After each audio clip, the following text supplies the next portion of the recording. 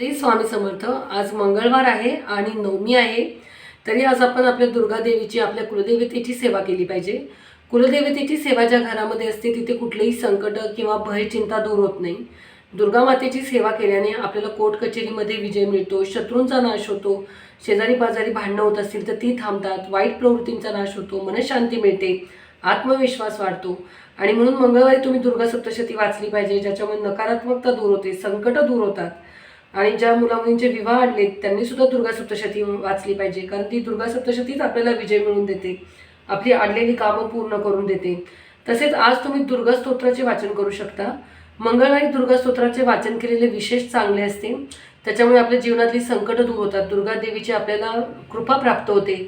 आणि जिथे आपल्याला असं वाटतं की आपण कमी पडतोय, आपण हारणार आहे, तर तिथे आपल्याला दुर्गा शक्ती आपल्या पाठीशी उभी राहते आणि आपल्याला विजय मिळवून देते। आणि म्हणून दुर्गा देवी ही आपली कुलदेवी, आपली आई आहे आणि तिची सेवा आपण केली पाहिजे। तरी आपल्याला काही अनुभव नसेल तर आम्हाला नक्की सांगा। श्री स्वामी समर्थ।